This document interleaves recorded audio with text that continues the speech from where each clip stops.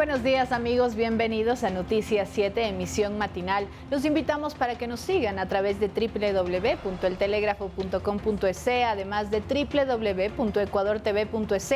No se olviden también del dial de Pública FM y por nuestras redes sociales. Ahora en sus pantallas verán un código QR al cual pueden escanearlo con su teléfono celular y así acceder a información actualizada y verificada que tiene para ustedes el Telégrafo Digital. Lautaro, muy buenos días, y es jueves, tenemos aquí ya nuestra emisión, estamos con nuestros amigos, qué gusto. Hola Sofía, ¿cómo estás? Un saludo para ti, para los amigos televidentes, radioescuchas, para todo el país. Por cierto, estos días María Mercedes por temas personales no nos va a acompañar en la mañana, pero la próxima semana sí estará otra vez en horario completo y habitual. Lo cierto, Sofía, es que tuvimos en todo el Ecuador la suspensión del servicio eléctrico, pero no fue de 8 horas, fue mucho más corto. En el caso mío, por ejemplo, en mi casa, fueron 5 horas que no tuvimos el alumbrado en la calle, tampoco dentro de la casa, evidentemente, pero hay información sobre esto porque además se desplegó un gran operativo policial y militar en todas las ciudades para evitar que haya inconvenientes con la seguridad.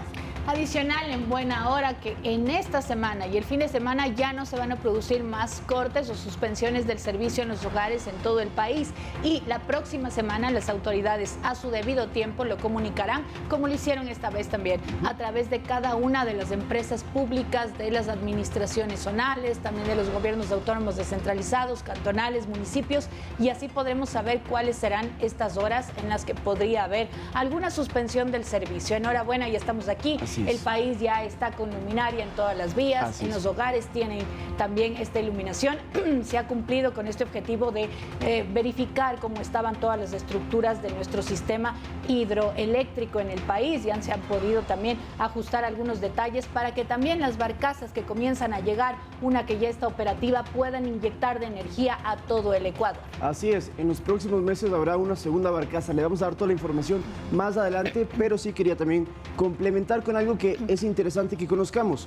En este momento hay un sol espectacular en la capital y en gran parte del país entiendo que es similar, pero se ha dicho por parte del INAMI que el fin de semana podría llover. Y lo interesante y el reportaje que hemos preparado, y lo vamos a ver más adelante, es que hay una técnica, una estrategia para provocar lluvia en el Ecuador, así como lo escucha, pero lo vamos a ver más adelante.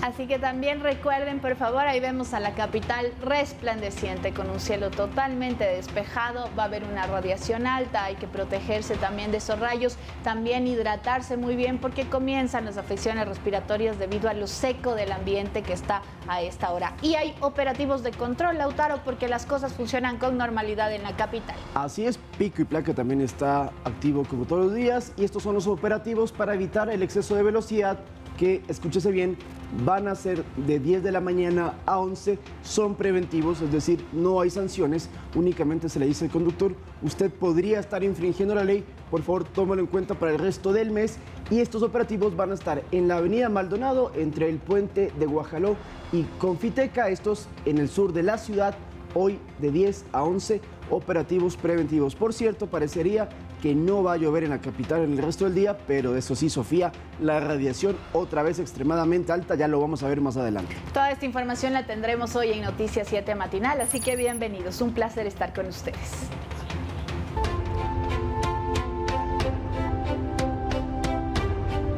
Energía Eléctrica Ecuador.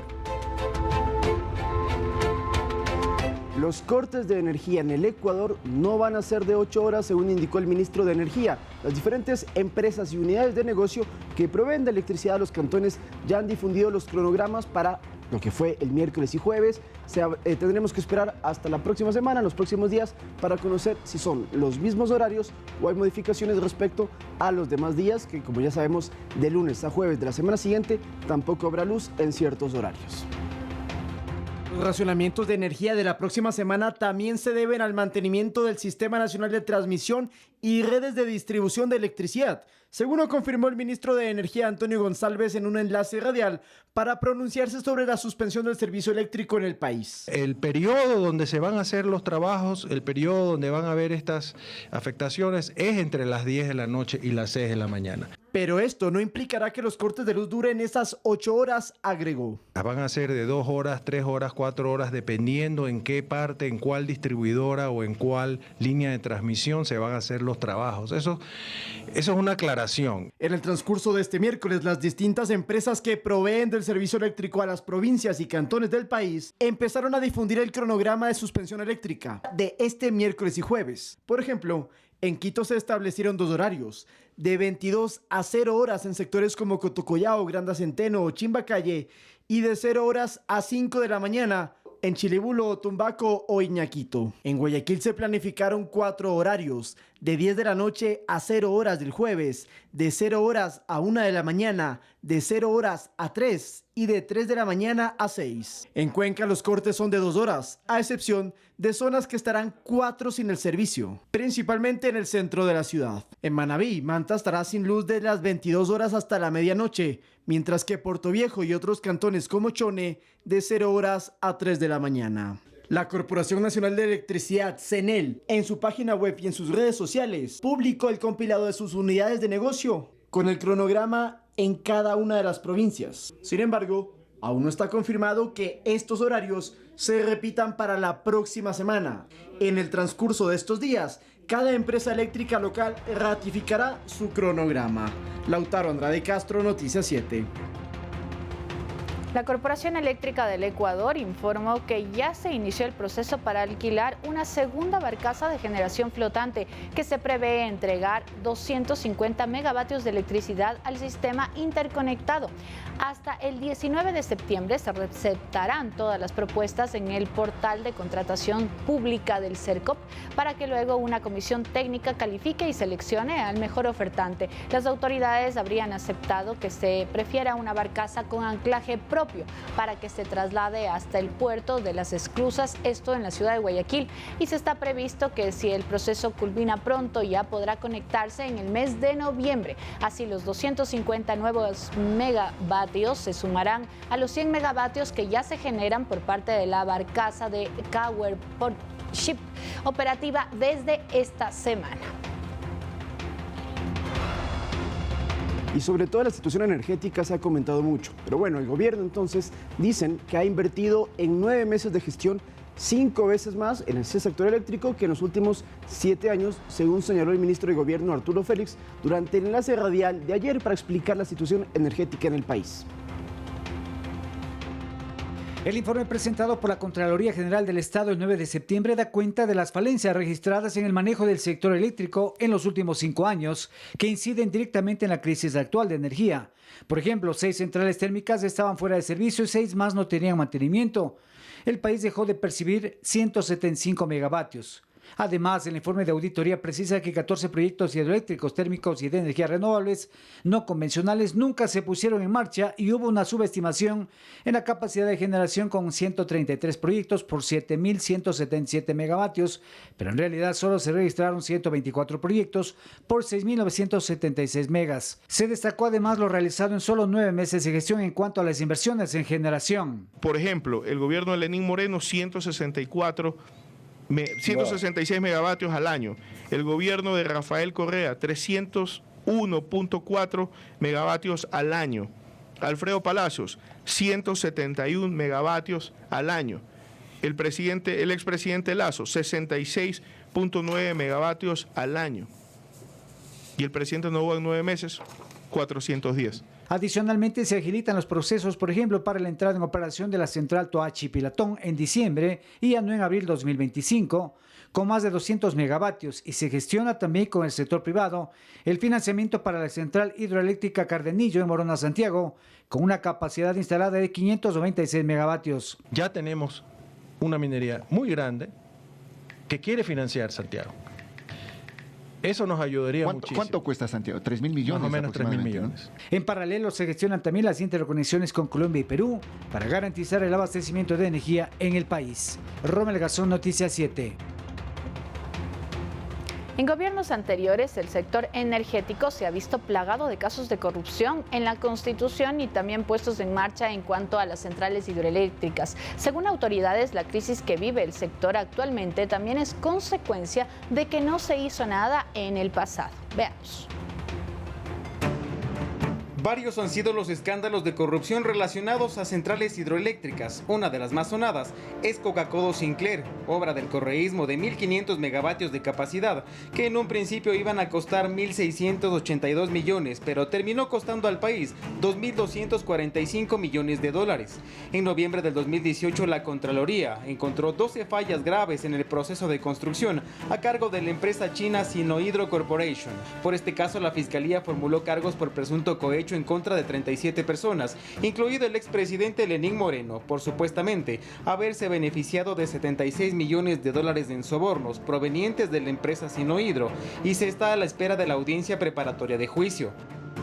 Otro caso es la hidroeléctrica Manduriacu, de 60 megavatios, construida por la brasileña Odebrecht, que está involucrada en una red de sobornos en países de la región y que en Ecuador se relaciona directamente al excontralor Carlos Polit, que está a la espera de su sentencia en Estados Unidos por lavado de activos. Según Contraloría, Manduriacu tiene 7 zonas de inestabilidad de taludes en el área donde se encuentra el embalse. Esta obra le costó al país 227 millones. Otro caso muy sonado es el proyecto hidroeléctrico Quijos, planificado para aportar 50 megavatios. Sin embargo, la construcción quedó abandonada en 2015 después de que la empresa fuera declarada incumplida por SELEC. Esto concuerda con el informe de Contraloría, que establece irregularidades en el Plan Maestro de Electricidad. No hay un contrato firmado, hay intenciones de que vienen desde el 2015, inversiones privadas que no han sabido gestionar. Que si se cumplía el plan maestro, si hacían gestión los gobiernos anteriores, no estuviéramos viviendo lo que estamos viviendo. Con esto concuerda la asesora presidencial Diana Jacome. Las contrataciones que eran necesarias no se hicieron. Lo que tenía que hacerse en su momento en aquellos gobiernos, la contratación de energía, no se hizo de la manera adecuada, y eso está y consta en el informe de Contraloría.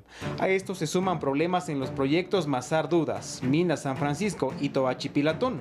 Sobre esta última, el actual gobierno acordó retomar los trabajos de construcción que terminarán en diciembre de este año, con el que se espera se aporte 254 megavatios al sistema interconectado. Edison Saavedra, Noticias 7.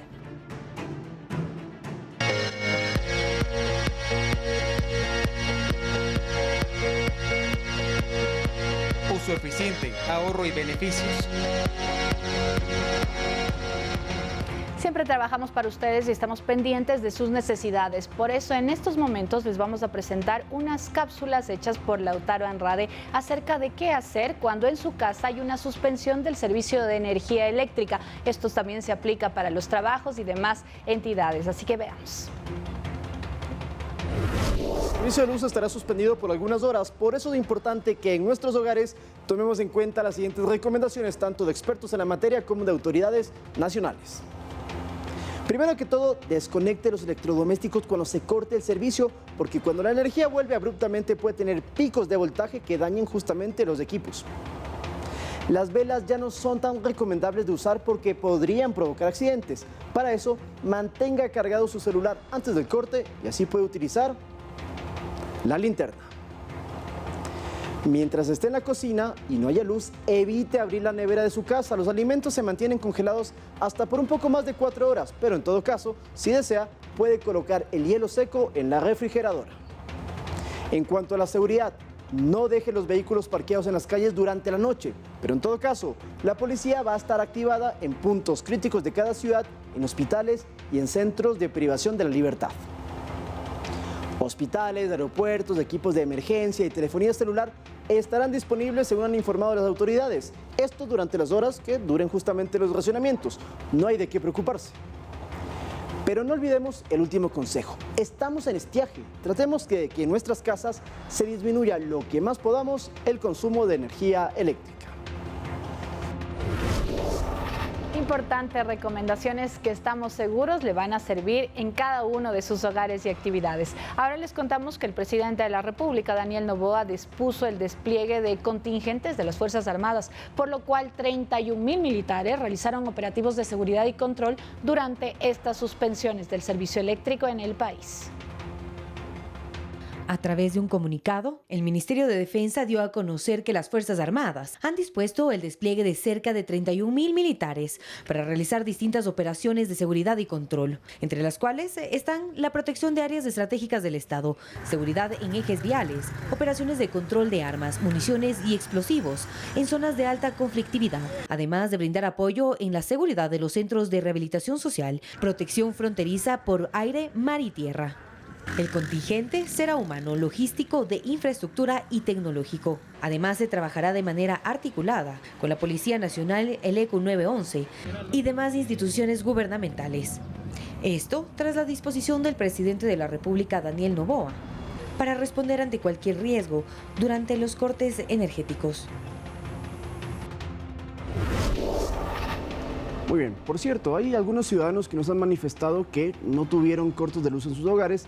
Puede verse que en ciertos sectores estratégicos se evitó que haya la suspensión para evitar, evidentemente, repito, algunas complicaciones y problemas de otros suministros que tenía que haber. Pero además, en estas horas que no hubo luz y que había los trabajos de mantenimiento, sí se desplegaron tanto Fuerzas Armadas como Policía Nacional. Vamos a ver, por favor, lo que ha publicado en este caso la policía, informando cómo fueron estos operativos de control y sobre todo de patrullaje. En esto sí quería contarles, Sofía, esto es un caso personal. En mi casa yo sí escuché en el sector bastantes ocasiones en las que los patrulleros circulaban, se oían las sirenas, es decir, había una presencia. Vamos, producción, por favor, a hacer clic en los videos que tenemos allí para que podamos ir relatando lo que entonces se hizo anoche en todo el país. Aquí vemos la Policía Nacional con diferentes operativos de control desplegados en las calles. Tenemos más información sobre el caso. Importante también que el bloque de seguridad ha instalado el COE a nivel nacional en el sector de San Borondón, en el 911, en las instalaciones de ahí, liderado por varios secretarios de Estado. Inclusive el Ministerio de Ambiente va a encabezar esto, ya que es un problema, como han dicho las autoridades, de escasez de agua, no solamente aquí, sino en toda la región, y complicaciones en el planeta. Entonces el COE va a estar permanentemente instalado en las instalaciones o en el edificio del ECU 911 en San Borondón, vigilando a través de las cámaras de videovigilancia.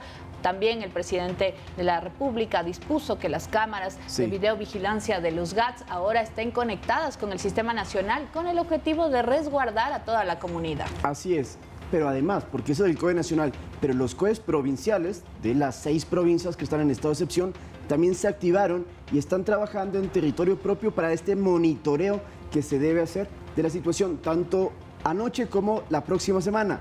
En el resto de provincias del país donde no hay estado de excepción, los gobernadores encabezaron con la Policía Nacional y las Fuerzas Armadas los operativos que estamos viendo en imágenes y se ha resguardado sectores estratégicos, se redobló la seguridad en los centros de privación de libertad, en sus alrededores también, y en las zonas calientes, como las denomina la policía, también hubo mayor presencia del bloque de seguridad, según han informado las autoridades. Y se realizaron varios operativos en las principales carreteras del país, eso también es importante. Se custodiaron a todos estos vehículos que iban con mercadería de un lugar a otro para abastecer, ya sea de alimentos o otro tipo de servicios básicos a la comunidad. También se hizo control de motocicletas, esto es muy importante, y la presencia policial no solamente está en las zonas urbanas, sino también en las zonas rurales de nuestro país. Es importante comentarles, amigos televidentes y radioescuchas, que no se han registrado mayores incidentes. Estamos hablando de alguna balacera, de algún inconveniente, de alguna situación fuera de lo normal. No, hasta el momento el reporte que se ha dado es que hubo control. Sí hubo detenidos por intentos de robo, eso sí se registró, por ejemplo, en la provincia de Cañar, pero fueron capturados por la policía. Lo mismo en La Tacunga, también hubo operativos y se encontró a presuntos extorsionadores, pero por lo demás, al parecer hasta el momento, fue una noche tranquila en el Ecuador. Insistimos, la luz no se fue durante 8 horas. El corte, como se lo había manifestado al inicio, no, era un trabajo de mantenimiento, sí, de 8 horas. Pero la falta de alumbrado fue únicamente de 2 a 4 horas, según los diferentes sectores. Y no va a haber cortes de energía prolongados de 8 horas la siguiente semana. Le reiteramos que hasta el día domingo vamos a tener servicio de luz en todos los sectores de nuestro país, y a partir del día lunes ya las autoridades decidirán, pero cada una de las administraciones zonales deberá informar previamente en qué sectores va a haber y cuáles serán los horarios. Eso nosotros lo vamos a ir comunicando de acuerdo a las autoridades, lo vayan comunicando también. Con esto nos vamos a una una pausa, pero cuando volvamos tenemos más información aquí en Noticias 7. Ya venimos.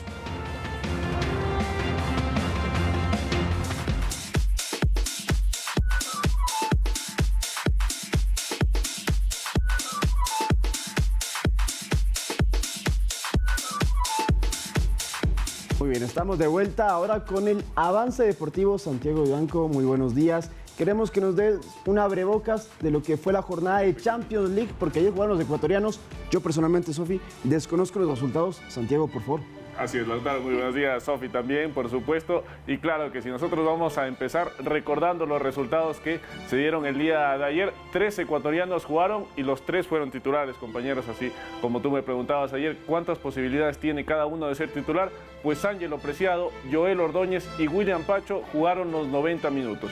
Un buen resultado para 2 de ellos, para William Pacho, que triunfó con el PSG 1-0, se le complicó un poco ante el Girona. Ángelo Preciado, que goleó 3-0, ganó su equipo, el Sparta Praga, ante el Salzburg, y lamentablemente el equipo de Joel Ordóñez, el Brujas de Bélgica, perdió 3-0 ante el Borussia Dortmund. Pero un resultado mentiroso, hay que decirlo realmente, porque el club Brujas compitió y los últimos goles llegan en los minutos finales. En los últimos 10 minutos llegaron los 3 goles del equipo alemán, el último finalista de este torneo. Pero realmente tuvieron una gran participación todos los ecuatorianos, sobre todo William Pacho, que fue el mejor evaluado de todo el equipo del PSG. La mejor evaluación la tuvo el defensor ecuatoriano, que tuvo un partido muy destacado y por eso logró mantener el 0 el PSG y sumar los 3 primeros puntos en esta fase de liga. Pero hay que recordar también que hoy, por ejemplo, juega Piero Hincapié, otro ecuatoriano que será titular sin duda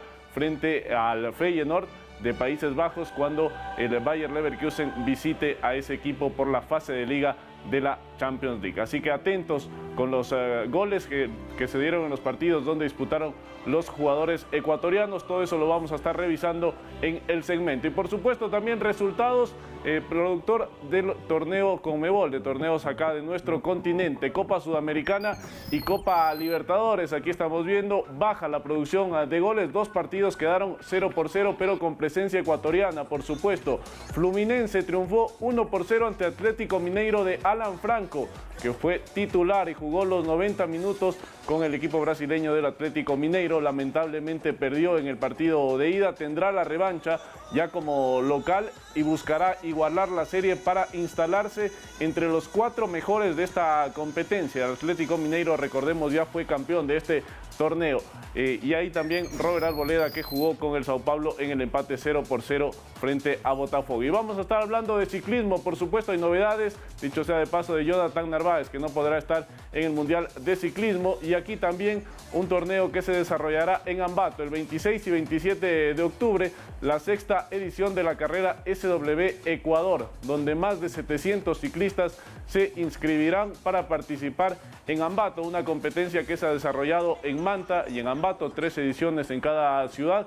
En este año le tocó a Ambato ser el anfitrión de este importante torneo de ciclismo, que incluso tiene el apoyo del Ministerio del Deporte. Todo eso vamos a estar desarrollando más adelante. Y una noticia más les dejo, compañeros. Leonardo Campana ayer se transformó en el máximo goleador, en el goleador histórico de toda la historia del Inter Miami. Marcó su gol número 30, superó a Gonzalo Higuaín, que tenía 29 goles. Algo plausible también para el ecuatoriano, que sigue marcando goles, a pesar de que no es titular, pero suma minutos, y cuando le dan esos minutos lo refrenda con goles. Se aleja de Messi, que también estaba cerca en ese ranking. Messi tiene 27 goles, le sigue Luis Suárez, que tiene 21. ¿No? Ojalá siga marcando Leonardo Campana y se aleje y sea por mucho tiempo el goleador histórico del Inter Miami. Y se acerca a la tri también, nos dice nuestra selección, y pronto lo convoquen también. Estamos seguros de que queremos verlos. Gracias, Santi. Vamos a estar muy pendientes a las 8 de la mañana de todo lo que serán las noticias de los deportes. Y ahora nosotros continuamos con más información, porque más de 800 estudiantes accederán a una carrera técnica o tecnológica en el nuevo Centro Múltiple de Estudios, que ahora se llama Mitad del Mundo, en lo que fue inaugurado por el presidente de la República, quien enfatizó que uno de los proyectos del gobierno es generar oportunidades para todos los jóvenes del país. El 8 de agosto de este año, el presidente Daniel Noboa, mediante el decreto ejecutivo 352, dispuso la creación del Centro Múltiple de Institutos Mitad del Mundo. Desde ese momento han transcurrido 41 días para que esta obra sea inaugurada en lo que fue la sede de la UNASUR, que según mencionaron las autoridades, no se utilizó para ningún fin desde el año 2019. Evidentemente las condiciones en las cuales nosotros encontramos este espacio no eran las adecuadas. 8 millones de dólares está destinado para este edificio en su funcionamiento durante los 2 siguientes años.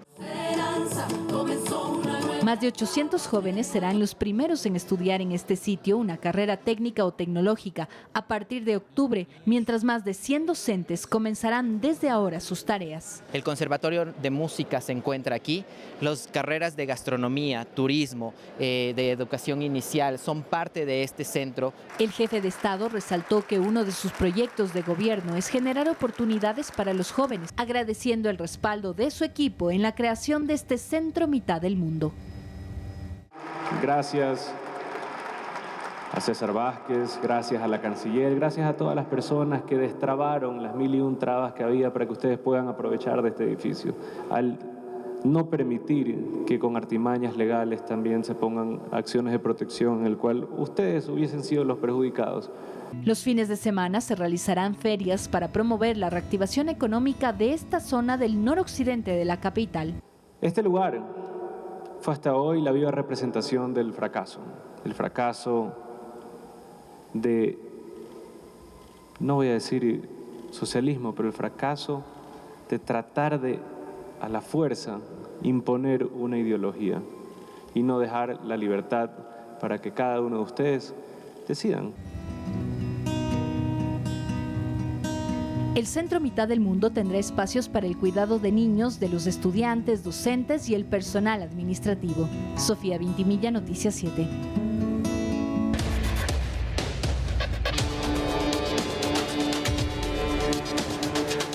Guerra contra el terrorismo.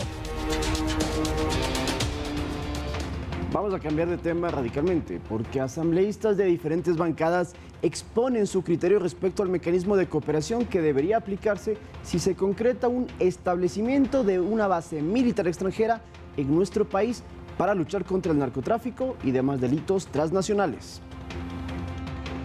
En el Parlamento tienen claro, si se llega a concretar, que la ayuda foránea para el combate al narcotráfico y delitos conexos mediante la instalación de una base militar extranjera en nuestro país debe tener sus limitantes. Vicente Tayano, legislador social cristiano, apunta que la ayuda debe entenderse como un complemento con lo que carece Fuerzas Armadas y Policía Nacional, ya sea en insumos, armas, tecnología o intercambio de información.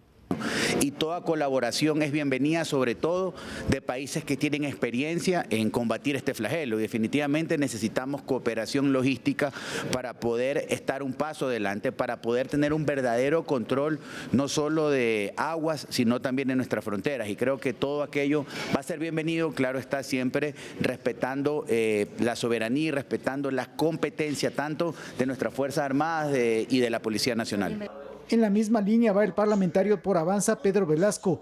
Ayuda sí, abusos de militares extranjeros de ninguna manera, sentenció. En las condiciones que se dieron hace aproximadamente 15 años, cuando fueron expulsados, ellos hacían un control muy serio, con tecnología muy moderna, especialmente en la cuenca del Pacífico por donde circulaba la droga. Si es que esas condiciones se dan y hoy tenemos mejor tecnología, hay que aprovechar, así que nosotros no podemos decir no. Según la normativa parlamentaria, si la Corte Constitucional determina que la vía para cambiar el artículo 5 de la Constitución es una reforma parcial, la Asamblea deberá aprobar la propuesta del Ejecutivo con 70 votos y esperar 90 días entre el primero y segundo debate de la iniciativa. En cambio, si el organismo constitucional señala que la vía es la enmienda, se necesitará de la Asamblea 92 votos y entre el primero y segundo debate deberá transcurrir un año. Javier Ceballos, Noticias 7. Es momento de una pausa, pero Sofía, cuando volvamos les vamos a mostrar un reportaje sobre la sequía, el estiaje, que no solamente es en el Ecuador, sino a escala regional en todo el continente y las implicaciones que eso está causando en otros países y las medidas que se podrían tomar. Tenemos imágenes inéditas de varios sectores que tenían grandes caudales de agua y ahora ya no, todo al regresar, y además también el pronóstico de cuándo es posible que llueva en Quito y en todo el país. Ya volvemos.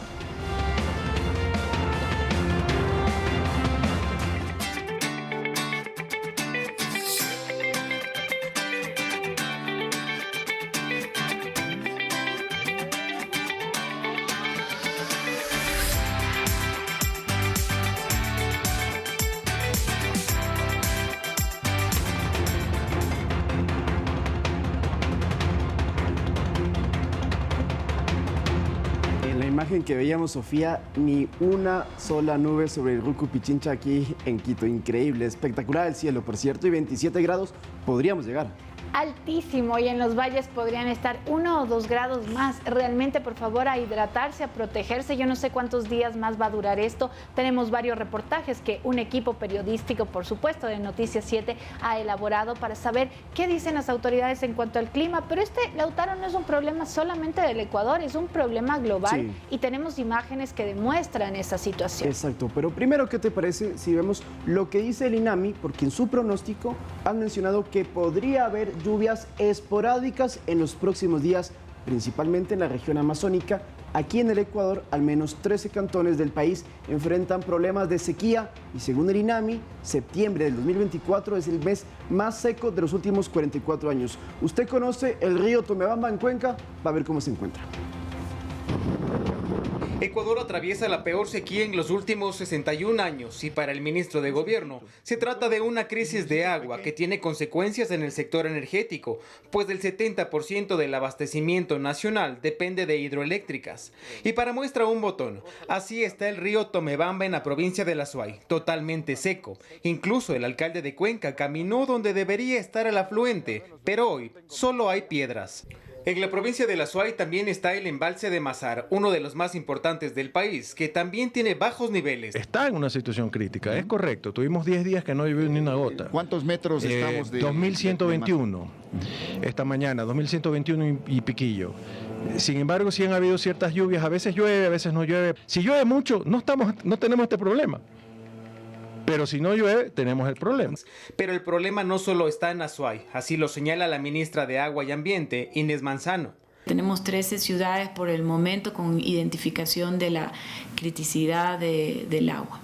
Según el Instituto Nacional de Meteorología e Hidrología INAMI, hace 60 días no llueve en la costa y similar panorama tiene el resto del país. Este mes de septiembre es uno de los meses más secos de los últimos 44 años. Prácticamente la cantidad de precipitación que tenemos durante este mes ha sido bastante limitada. Estamos entre los niveles más bajos históricos de precipitación desde que existan registros. Pero la gran pregunta es, ¿cuándo lloverá? Posiblemente este fin de semana, sobre todo a partir del día domingo, podamos tener una jornada de lluvias incidiendo primeramente a la región amazónica. De manera inicial, estos eventos podrían empezar siendo esporádicos. Sin embargo, durante los primeros días de octubre ya las lluvias podrían tener una mayor intensidad acá en varios sectores de la sierra. Una de las estrategias del gobierno es un bombardeo de nubes para estimular las lluvias, procedimiento que se realiza en otros países de la región. Lo que hace este proceso es inyectar sustancias, el cloruro de plata, dispararlas hacia las nubes y esto origina que exista un proceso más rápido de condensación. Si todo evoluciona como nosotros lo hemos analizado, es probable que ya desde el fin de semana y la próxima semana tengamos una mayor cantidad de nubes presentes en el sector. Esperemos entonces que las lluvias vengan lo más pronto posible. Sin embargo, al cierre de esta edición, el INAMI recomienda protegerse del sol por su alta radiación ultravioleta. Edison Saavedra, Noticias 7. Bueno amigos, y como lo habíamos anunciado, la situación climática de la falta de lluvias y múltiples incendios forestales que enfrenta el Ecuador es un fenómeno regional y hasta mundial, con efectos del cambio climático, según dicen los expertos. Por ello se pide a las autoridades mundiales, regionales y locales impulsar acciones para prepararse ante estas condiciones adversas que se van acentuando y cada vez en los próximos años serán más radicales. Por eso la importancia, como lo han dicho también las autoridades de nuestro gobierno, de preservar los recursos hídricos de nuestro país, porque esta es una crisis del agua, evidentemente, como lo van a ver en el reportaje. Estas imágenes del río Amazonas y en los volúmenes habituales de agua dan cuenta de la magnitud del problema. El cambio climático sigue avanzando a pasos agigantados. Según los datos de organismos internacionales, el 40% de la población mundial tiene dificultades para acceder al agua, es decir, unos 55 millones de personas, con 700 millones de desplazados por sequía. En América del Sur, en la cuenca amazónica, se juntan problemas con los incendios y la deforestación. En la cuenca amazónica, que es supuestamente el pulmón del mundo, ya hay efectos y ya estamos viendo este tipo de problemas y de sequías que además se ven exacerbados por los incendios producidos por la deforestación, incendios producidos por temas ilegales de deforestación ilegal, de narcotráfico y de minería ilegal. A ello se suma que la temperatura global ha aumentado alrededor de 1.5 grados Celsius, exacerbando los efectos del cambio climático, con sequías por un lado e inundaciones con afectaciones al sector agropecuario, comercial, residencial y en las economías en general. Es afectación en el agro, afectación en la producción, en el sector eléctrico, porque además tenemos una alta dependencia, el 70-80% de generación de energía en el país estaba basado en agua, en hidroeléctricas. La situación es crítica y requiere una acción urgente a nivel global, regional y nacional para mitigar los efectos del cambio climático y proteger a las futuras generaciones. Cada gobierno local, provincial, municipal, tenga dentro de sus planes de adaptación a estos riesgos climáticos para tener soluciones. Al final, el cuidado ambiental pasa por una responsabilidad de todos los sectores. Rommel Garzón, Noticias 7. Qué impresionante que el río más caudaloso del mundo, el Amazonas, esté en esas condiciones, y como vivimos también el Tomebamba, que es uno de los más característicos y clásicos de Cuenca, también completamente seco. En todo caso, y como vimos en los reportajes, se prevé hacer esta técnica para que pueda llover, haciendo estos bombardeos especiales hacia el cielo, hacia las nubes, que eso lo aplica así en otras naciones, es algo que ya se está utilizando en el mundo. Y a propósito de que dices de las nubes, bueno, ya poco a poco van a ir llegando para que también se puedan armar este tipo de estrategias y se pueda ayudar a que comience a llover en todo nuestro país, porque vamos a tener las imágenes del INAMI, van a ver cómo en la Amazonía ya se pronostican lluvias para el día de hoy. Enhorabuena, el viento va trayendo las nubes desde esa parte y poco a poco va a ir mejorando el clima, tengamos fe que eso va a pasar. Y como vemos también antes de ver el primero vamos a ver la radiación, porque en el callejón interandino, como ya es usual, tenemos 11 y 12 puntos, Pichincha 12 puntos. Lautaro, enhorabuena que el sector público ahora está en teletrabajo, así no se expone tanto a la radiación y a los rayos ultravioletas. Tienes toda la razón. Recordamos, jueves y viernes, teletrabajo, tanto para el sector público, el sector privado puede acogerse a la medida si así lo desea, jueves y viernes de esta semana y de la próxima. Reiteremos entonces los niveles de radiación: 12 puntos en Imbabura, en Pichincha, 11 puntos en Cotopaxi, Bolívar y Loja. Esto es extremadamente alto, radiación extremadamente alta en la Sierra Central del país, en la Sierra Norte. En el resto del Ecuador vemos que hay radiación de 10 a 8 puntos, que es muy alto. Únicamente en Manabí, en Esmeraldas, altos niveles de 6 a 7. En Santa Elena, mira tú, 5 puntos, es moderado. En Guayas, para hablar específicamente de Guayaquil, 9 puntos, muy alto. Sofía, si bien es cierto, se pronostica lluvia, vamos producción con esas imágenes, pero la radiación va a ser muy alta en los lugares donde no haya precipitaciones. Vamos con las imágenes.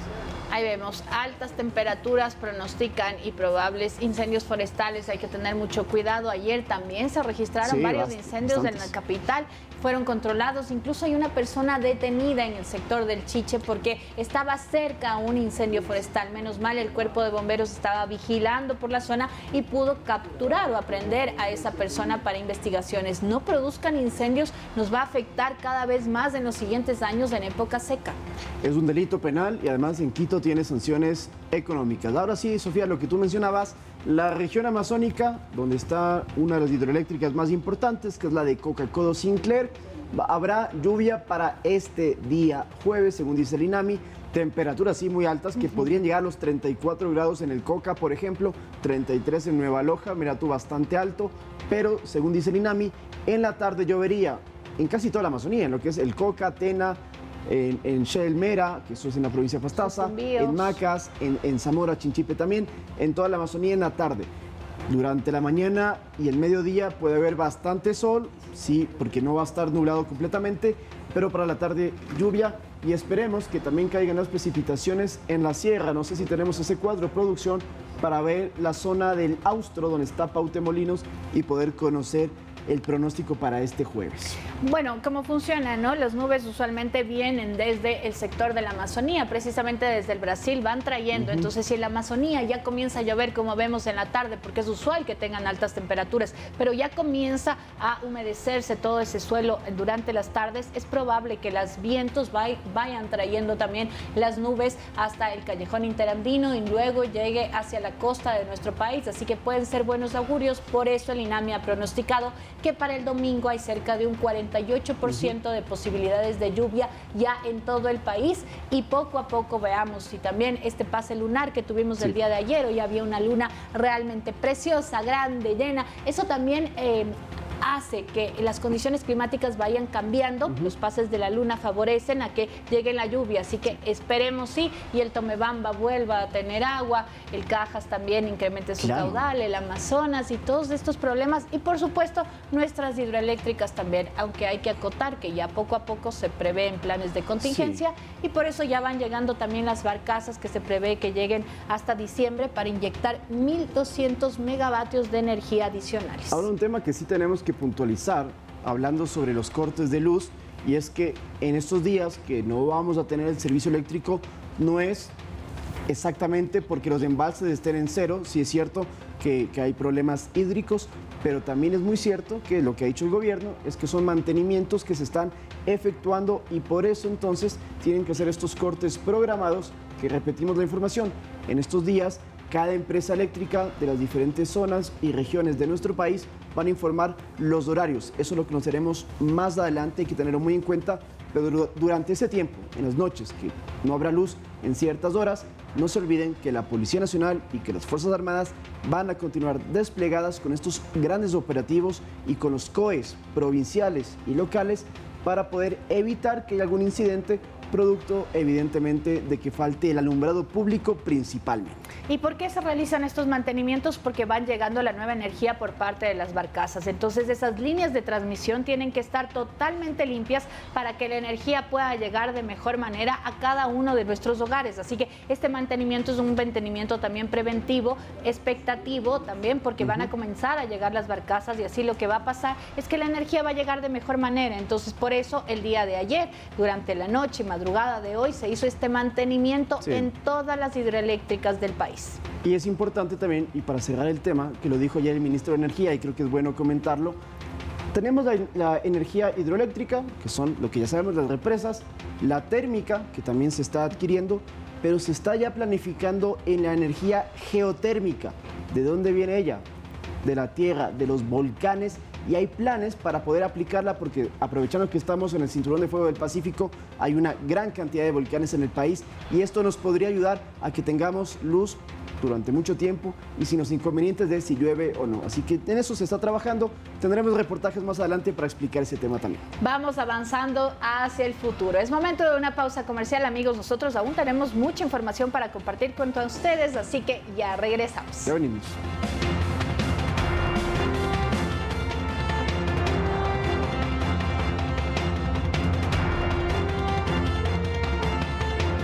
Gracias amigos por continuar en nuestra sintonía. La Amazonía ecuatoriana le apuesta al turismo con sus ríos, cascadas y la flora y fauna, además de esos paisajes inigualables. La Joya de los Achas, por ejemplo, tiene una amplia agenda para conmemorar el Día Mundial del Turismo, que se realizará el próximo viernes 27 de septiembre. Para fortalecer el turismo sostenible local, agro y comunitario, la Asociación de Municipalidades del Ecuador, AME, junto al Ministerio de Turismo y los 221 cantones, han creado alianzas y buscan impulsar esta actividad económica. Van encaminadas precisamente a la asistencia técnica, a la participación, a encontrar también conjuntamente espacios de proyección internacional. La viceministra de Turismo, Silvana Ramírez, mencionó que el motor económico que representa el turismo se fortalece con el trabajo conjunto de la cadena de valor. De lo que tienen cada uno de estos destinos, cada uno de los cantones, cada una de las provincias. Este lunes, desde el Ministerio de Turismo en la capital, dieron a conocer una serie de actividades que se darán por el Día Mundial de Turismo, que se conmemora cada 27 de septiembre. Por ejemplo, en la Joya de los Achas, en la provincia de Orellana. Las comunidades quichuas ancestrales cada vez se involucran más en este tipo de actividades. Sería un 5% que se dedica al turismo comunitario. Más familias se van involucrando, más comunas quichuas van viendo con ojos de desarrollo económico al turismo comunitario. Una de las actividades que se van a implementar es un reto de aventura, que se llevará a cabo entre el 8 y el 12 de octubre. Desde esta competencia, ninguno de los equipos o los participantes volverá a ser la misma persona. Desde la capital, la forma más económica de ir hasta la Joya de los Achas es en autobús, que tiene un valor entre 7 y 15 dólares y dura aproximadamente 9 horas, mientras que el trayecto en auto es de 5 horas. Manuela Bedón, Noticias 7.